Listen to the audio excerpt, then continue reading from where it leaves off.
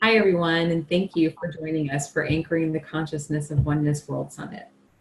I'm Sarah Daves, co-host for this event, and today I'm talking with Krissi Vandenberg about conscious eating and elevating your vibration with food. Krissi began as a volunteer in 1998 and has served as the executive director of Vegan Action since bringing the organization to Richmond in 2000, Richmond, Virginia. She has been vegan since 1995, inspired by the British cook zine Soy Not Oi. She was co-founder of Richmond Animal Rights Network and holds a bachelor's of science in biology and a master's of science in sociology.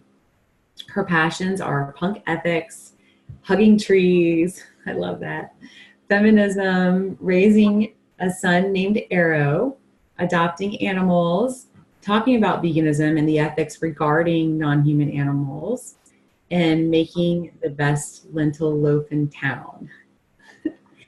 Thank you so much for joining us, Krissi. I really appreciate it.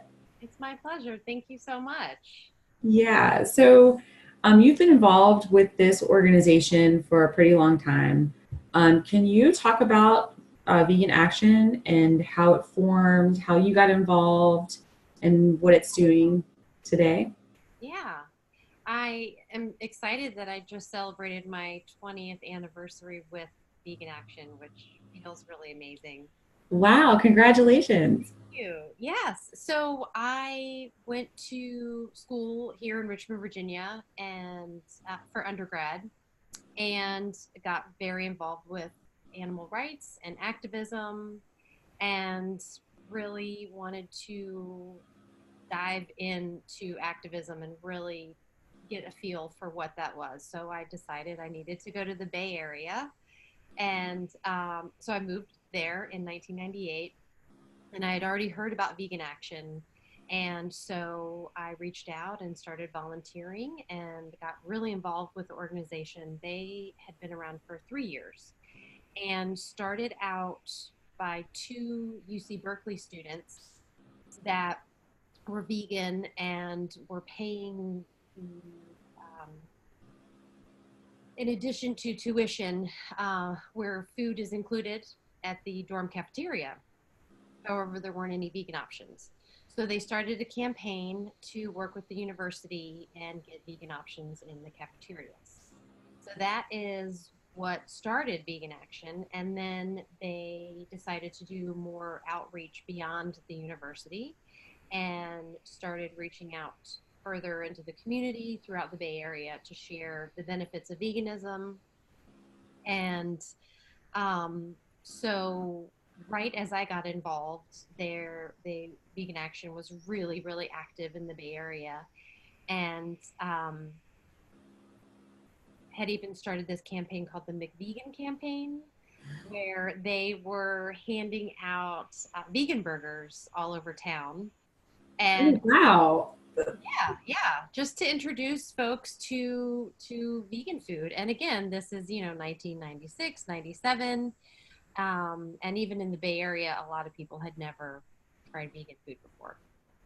So it was really great. And McDonald's actually got wind of it because they were, or we were using the golden arches in this campaign, this McVegan campaign.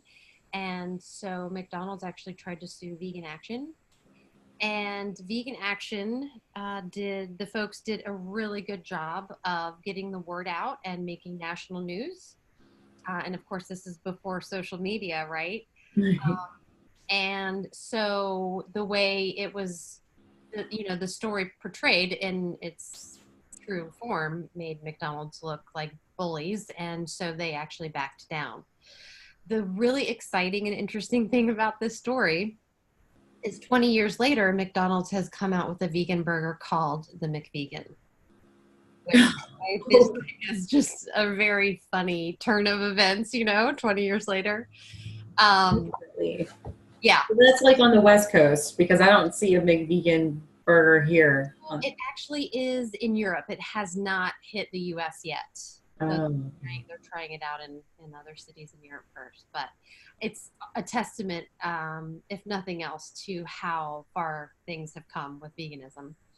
Um, but so when I got involved, there was a lot of activism going on, and the folks wanting to start the certified vegan logo, which is a trademark logo for companies to put on their packages of products that are vegan and cruelty free, not tested on animals.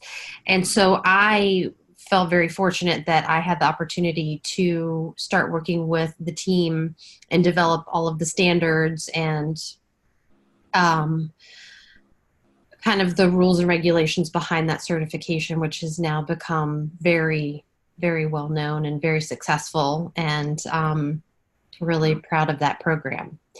Um, but what did happen when I was involved with Vegan Action in the Bay Area is the founders had decided to move on. Actually, to one person was actually moving to Israel, and another person was moving on to graduate school in another state. And I had become really, really involved and fortunately an integral part of the organization, and was asked very kindly to become the director. So I was very happy to serve in that role. And then when I decided to move back to Richmond, Virginia, I brought the organization with me. And so that was in 2000. So wow. it's been 18 years. Wow. Yeah. That's pretty wonderful. Yeah. So when did you start on the journey of veganism? Like, when did you decide that you weren't going to eat animals anymore? Yeah. I did decide to become vegetarian actually when I was in high school. And I grew up outside of DC. And I actually was in DC at some event, and actually received a flyer, and it talked about what happens to animals to become food on our plate. And just having always felt like an empathetic, loving, kind person and always loving animals, I realized that was something that I did not feel comfortable with, that I realized was not in alignment with who I was, even as a teenager and so many other things going on in my life. And then when I moved to Richmond for college, I met a few people that were vegan and learned even more about what's involved to other animals that are bred and used to produce other animal products, not just meat, but then, for dairy and eggs. And just made the decision again that was not something I was comfortable supporting. And fortunately, it helped, of course, having some support and a couple of friends that were already vegan and kind of helped along that journey. And I haven't looked back since, and it's definitely always felt like the right decision and the right fit for me. And also just because it's not necessary to eat animals or animal products in order to be healthy, and so it's just always felt right. Yeah. Okay. And so basically your reason behind it was that you were concerned about animal welfare, Mm-hmm. right? What are other reasons to choose to be vegan? Right. So yes, the animal welfare part is what originally got my interest and got me on that journey. And so I did continue to research and learn, and realized the negative impacts of factory farming on the environment. So then I realized, okay, I'm also not supporting an industry that is working against a healthy environment. So I learned that factory farm waste is one of the top 3 polluters of our waterways across the U.S. That, all of the methane gases from actually all of these animals that are constantly being bred and born are very problematic. And then just as I got more involved and interested in social justice issues, I realized um, that hunger is still a significant issue in our country, and we're supposed to be one of the most successful, wealthiest, and um, best democratic countries in the world. However, we still have a really high rate of hunger in our country. And of course, a large reason for that is distribution. But another significant cause is that we are using our land and our resources to grow food to feed to animals, to feed to people, instead of growing food to feed to people. And that's a significant problem. And it's taking up a lot more resources, a lot more land, and it's just a lot more inefficient. So I also realized there was a definite link to that as well. And it just, in addition, feels better. It feels healthier, mentally, physically, emotionally. I feel better, and other people I talk to feel better by not consuming animals and animal parts and everything that's involved with that process, especially factory farming and supporting that. Yeah. Oh my gosh. Yeah. I mean, so when I made the switch, I would kind of go back and forth a little bit and would never buy any animal products at the grocery store. And so I was cooking at home a lot. And so a couple of months went by and I was full, you know, practicing veganism, and then went out to eat one time and had, I don't know what it was. I think it was like a burger or something. I felt very different after I had that meal after spending 2 months eating things that were alive. Right. Yeah, so I noticed that my vibration was raised. Like I used to really believe that it was normal to have a stomach ache after I ate. Mm-hmm. Hmm. I mean, that just means you're full, right? And so that's what I believed. And then I noticed that that wasn't happening. And so, yeah, I felt a lot better and weight just dropped right off. And I slept better at night. So all these reasons for doing it is, I mean, like I'm thinking that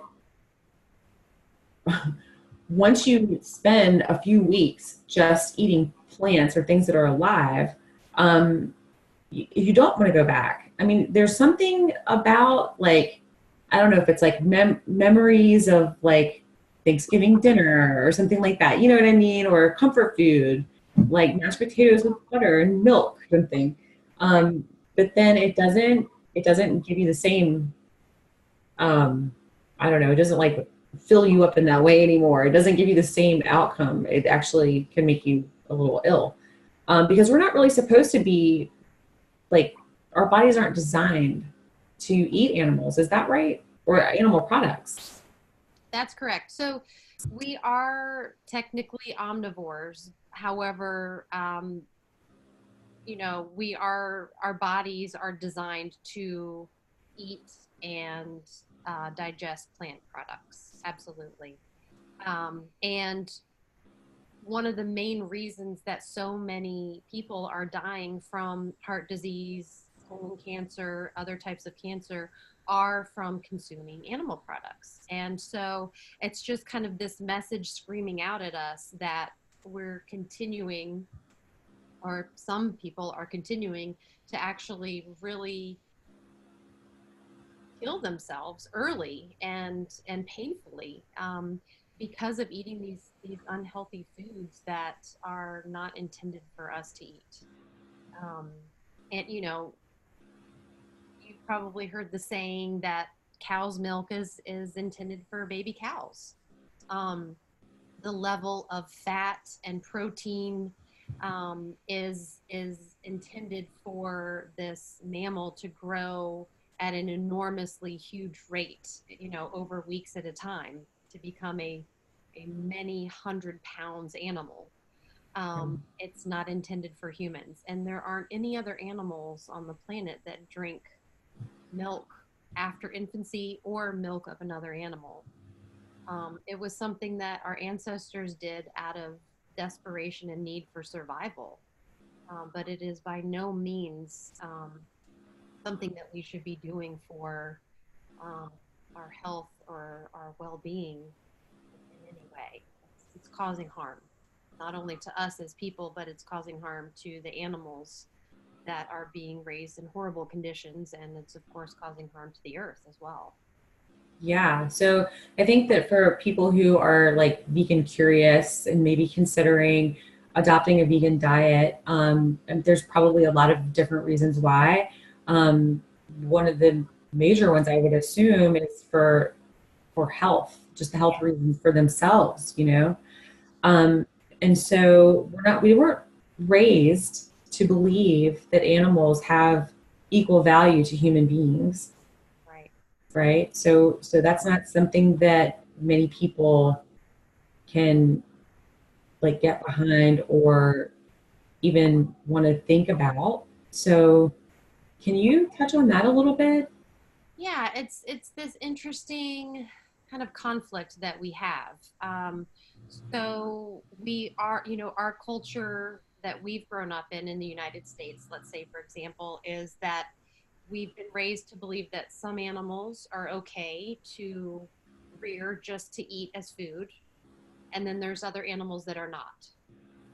And so we've kind of grown up with this really significant conflict. And, I was talking to someone about this the other day that's a new parent, and she was talking about how all of these things that are targeted towards parents to buy for children have animals on them, baby animals. And so, in a way, we're kind of raising young children to love animals and to feel safe and comforted by them. Often they're farm animals or wild animals.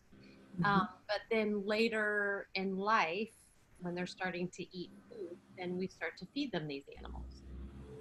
So it's kind of this weird conflict, but then it becomes normalized, right? So we raise children in our culture to say, well, yeah, that's an animal that we eat, but we don't eat dogs and cats. Those are our friends, and they live in the house with us. Um, and it's really conflicting. And again, it's been normalized in our culture, but when anyone stops to really think about that, and even more specifically, if anyone ever takes the time to watch footage of what animals do go through that are raised for food, they start to really um, recognize that it's just not an acceptable or an appropriate way to treat a living thing. It really is not. It's hard. It's hard to watch. It is one of the things that we do as an organization with Vegan Action is we do screen films for free, specifically documentaries to try to show individuals that footage. It's hard to watch, but we do want everyone to be educated and to be an informed consumer. So you want to stand behind eating animals and animal products, that is your choice. However, we do think it's important for you to know exactly what is going on behind that choice. And it's really hard for people to come to terms with that themselves on the inside, if they allow themselves to do that, to recognize what is happening to animals to become um, food, and to think that's okay. Because the great majority of people, when they're asked, how would you feel if this was legalized to treat dogs and cats this way? And that question has been asked. It's over 90% of people absolutely would not find that acceptable. So Wow. yeah, so it's just a really difficult conflict. And again, we've all been raised in this culture to not think about it. And the way that these animal parts are presented to us in the grocery store, we don't see the animal anymore, right? We just see these pieces of parts that have been packaged. And even for young children, a lot of times they don't know until they're told that used to be part of an actual chicken, or that used to be part of a pig. Um, And those are just some techniques that make it easier for people to continue to eat animals without really recognizing it was a living creature at some time. Yeah. Yeah. It makes me think about, like, in thinking about the theme of anchoring the consciousness of oneness, and that we're connected to every living thing, and everything that has a cell, which is everything, right? Yeah. Um, so that's the case, and we perceive ourselves to be separate.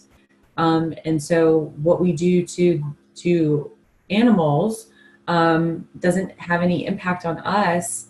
Well, we now know that that's not the case. And so with everything else, the oppressors have become the oppressed, right? Right. Because you can't hurt a living thing and not impact yourself or everything else. Absolutely. Very, very true. Yeah.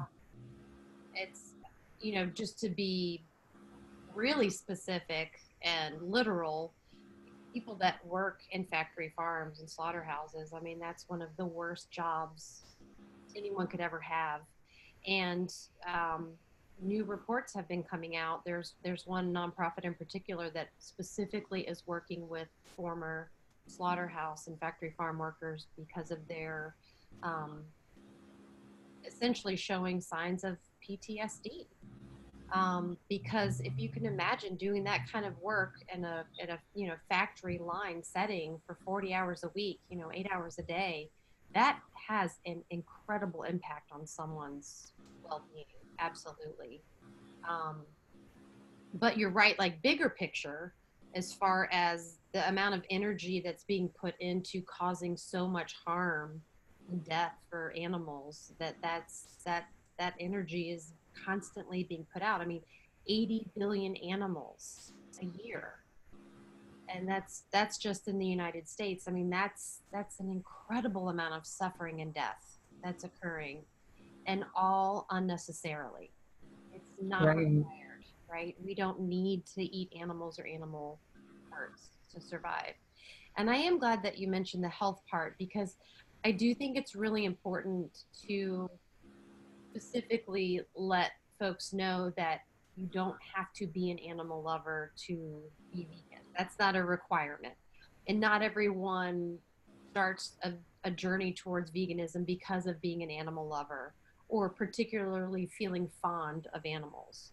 I meet people constantly, and over the 25 years that I've been doing this kind of activism, and there are so many different reasons and purposes that people have had for choosing veganism, and one of them may be being an animal lover or feeling specifically um, concerned for animals' well-being, but that does not have to be a requirement. As you said, I've met a lot of people that choose veganism specifically for their health, and by all means, that's an absolutely wonderful and fantastic reason for choosing it, because we do know that a plant-based diet and, like you were saying, living foods is the best thing we can do for our bodies, and especially for preventing all kinds of different types of diseases, cancers.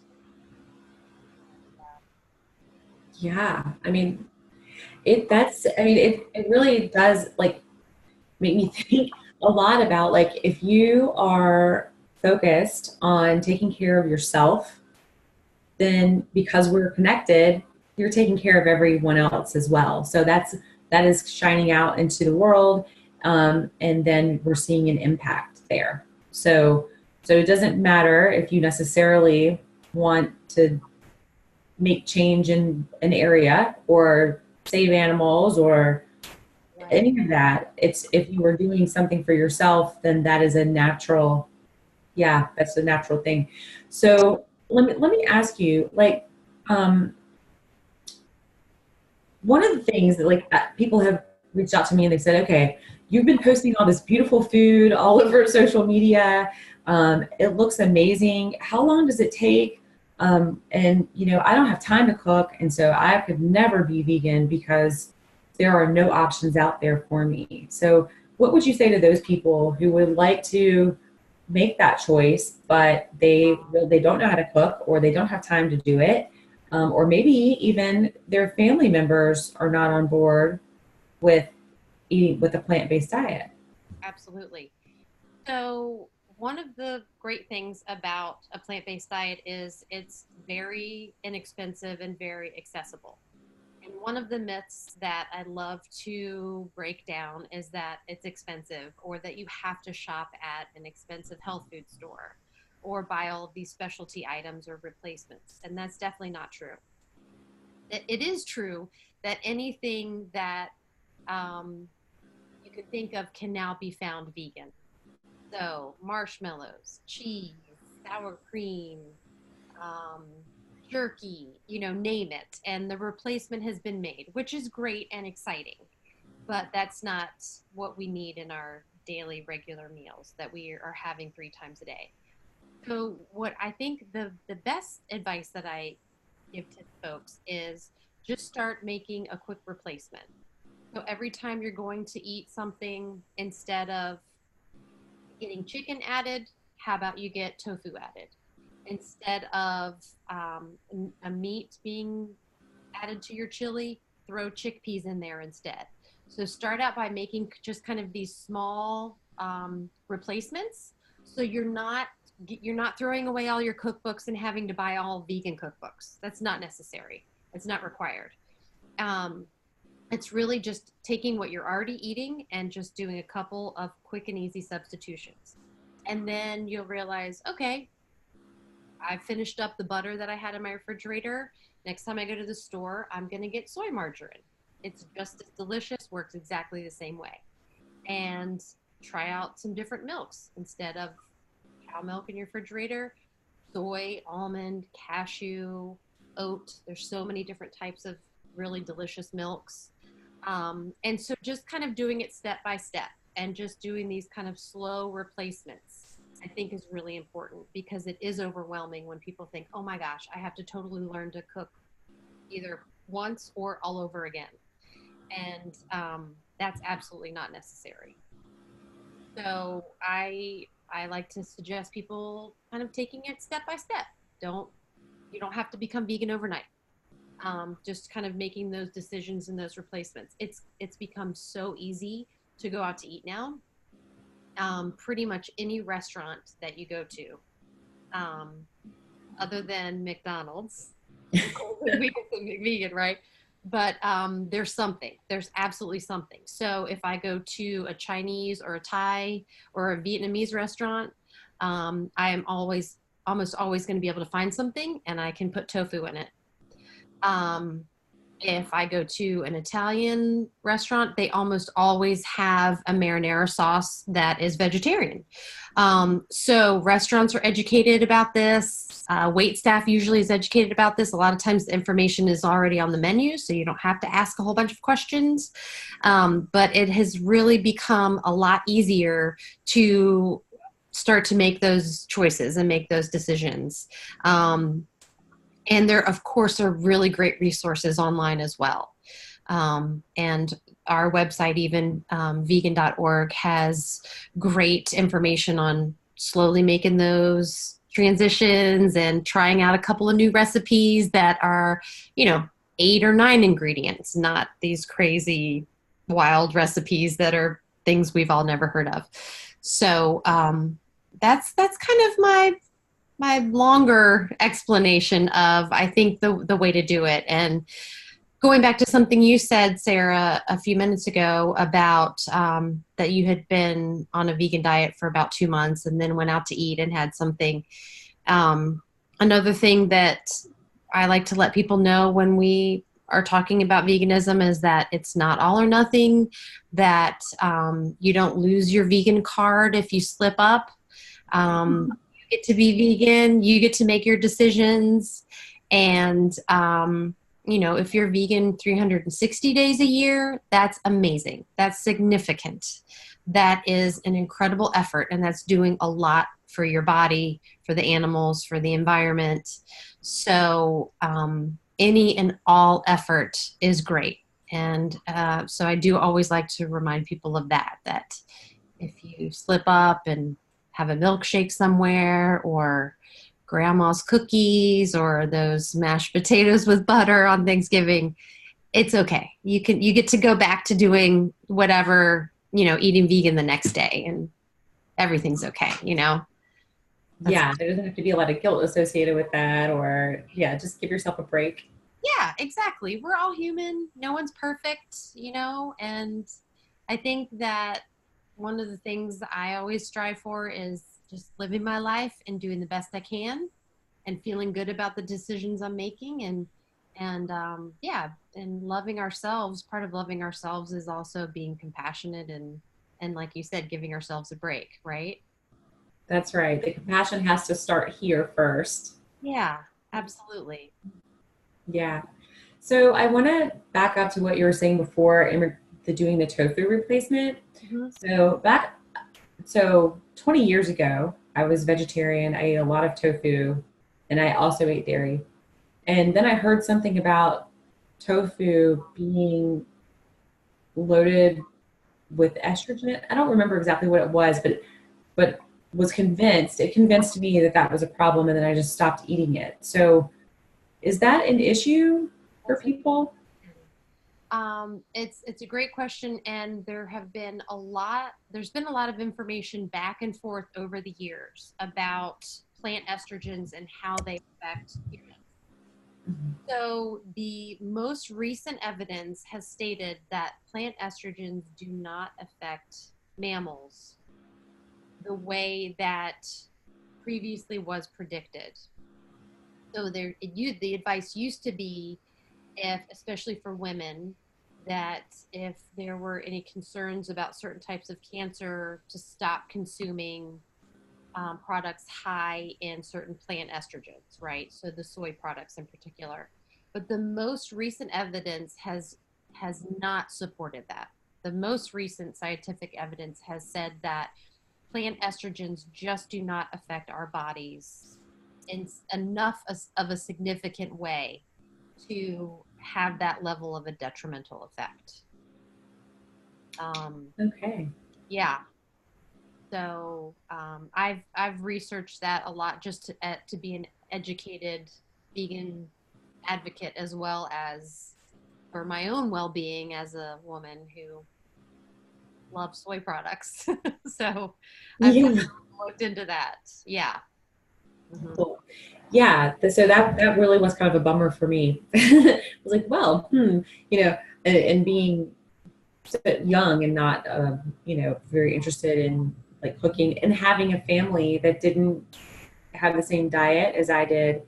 How would you help or what would you tell people who have maybe a wife or a husband or children or parents or something, I don't know, who really are not interested in stopping eating meat? Like what will they do, and how can they make that change in the midst of, I mean, that's something that I deal with, honestly. I mean, your parents make you a lovely meal because they love you, and you don't want to say no, but you're going to have a bad stomach ache when it's all said and done, and then you're going to feel terrible. Right, right, absolutely. So, a couple things there. One of them is good communication, and letting our friends and family and coworkers know ahead of time that we're, making a change and not consuming these certain foods, and this is why. So it even though they may not agree, it at least makes some sense to them that there's a reason for this. And I I think a really big important piece is not expecting other people to cater to your needs, especially as a new vegan. So for me, whenever I go somewhere, like if I go to family events, I always bring a dish. And it's something that is familiar and easy. So I usually bring like a bean chili. It doesn't have tofu. It doesn't have any kind of meat replacement, just a delicious bean chili with a lot of beans and vegetables. Who doesn't love that, right? And there's nothing weird about it or uncertain. So I just always go to events and bring something that I know I can eat and that hopefully other people will enjoy eating as well. And a lot of times I'll make some vegan chocolate chip cookies and bring those. People enjoy them. They don't even know that they're vegan. They might ask about them, and then I get to tell them. And I think just having a really positive attitude is really, really important for a couple of reasons. And one of them is just feeling really good about who we are and what we're doing when we make the choice to be vegan. Secondly, it just lets everyone know that it's a really good choice and it's a good place to be. And if I was a sad, grumpy vegan and everywhere I went, I was like, there's nothing I can eat. This is awful. This is miserable. Who would want to do that? Who would want to make that choice? So I do have to think about that and like to share that with other people is, what are we telling others when we make that choice? Are we saying, oh my gosh, this is miserable. I'm sacrificing everything and I'm not happy? Or are we saying, this is the most amazing choice that I could possibly be making for myself, for the animals, and for the environment? And it's something that I just do 3 times a day. I've just changed what I eat 3 times a day. And it feels great. And oh my gosh, you need to try these cookies, right? So, so I think as long as we're always sharing the goodness of it and the passion and the wonderful benefits that we're getting with other people, I think that they're going to feel that and that they will hopefully love and respect us for it, even if they might not agree with it. But I think just sitting with it in a really positive way is really powerful. Yeah, that's awesome. I love that. I love that. And and think like I don't know. I guess it is a lot more easy. It's a lot easier now than it was even 5 years ago. Definitely 10 years ago. Definitely 20 years ago. Great.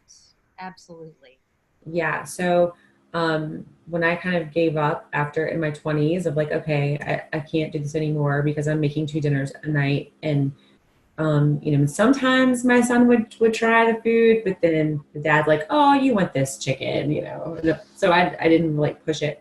And then it was a thing too back then. What it was, it's not healthy to not eat meat. Right. Yeah, so that was a thing. Yes. And so I didn't want to make my son unhealthy and all that stuff. But then when he became a teenager, he came home one day. He said, "I don't want to eat animals anymore." And I said, "Cool." That's really great. Yeah, so we switched back together because it wasn't even on my radar anymore. It was like, oh, I did that and that was then, and now I'm, just being like everybody else and busy and not thinking about it. And then we were able to go right back, and it was wonderful. And he did not have a problem telling anyone, like, sorry, you go to a friend's house, I don't eat meat. But when he was out with his friends, like that was like I noticed that he was eating a lot of fried foods, like French fries and just junk. Yeah. And so that's a possibility too that you might want to steer clear of. Sure. It's definitely possible to be an unhealthy vegan. Absolutely. Yeah. Yes. So eating all the fried foods, overdoing it on the carbs, eating all of the processed foods. Um, and not only is it unhealthy, it usually ends up getting pretty expensive too. So it's just if you kind of get down to the basics, shop and get the staples and try to cook at home as much as possible, um, then it's much healthier and cheaper. And it's not getting fancy. It's, red beans and rice with a couple of, with some delicious fresh vegetables chopped up and pasta marinara with beans added and a side salad, and so there are all of these really great, wonderful, easy plant-based meals that are not expensive and that are really healthy and easy to do. And then just, going out to eat every now and then. Right. Yeah. Yeah. Yeah, that makes a lot of sense. That's awesome. Yeah, I love that. And so I'm hoping that you will post your recipe for your lentil loaf in the Facebook group. So good. Absolutely. I would love to. Yes. Awesome. Awesome. And then maybe I just recently did a vegan bolognese with lentils. Ooh, that sounds delicious. Yeah, I'll have to send it to you. I would like to try that. I would like to try that definitely. Yeah, it's really good. Awesome. Well, thank you so much for taking the time to do this. I really appreciate it. Of course. Thank you for having me and feeling passionate about this issue. I'm really grateful. Yeah, and so, for the people watching, if you want to reach out to Krissi and ask her questions about what you can do to change your diet, then you can reach out to her through veganaction.com .org. and .org. Sorry, veganaction.org. Okay. Yeah, and also in the Facebook group, if you want to post a question, Right. you can do it there as well. And yeah, so Krissi, again, I really appreciate you and all of the work you're doing. It's so important. And thank you for having like the drive to do this for so many years. I mean, you've made a huge difference in the way that we eat. Thank you. Thank you. I appreciate that. It feels really good and really important. So I appreciate hearing that feedback. Thank you. Oh yeah. Yeah. Okay. And so yeah, so you can just go to veganaction.org and post your questions in the Facebook group post or in the group, just do a post. And yeah, and so till next time, I will see you then. And again, thank you. And I'm just so grateful. I'm so grateful that you did this with me. Me too. Thank you. Okay, thanks. Take care.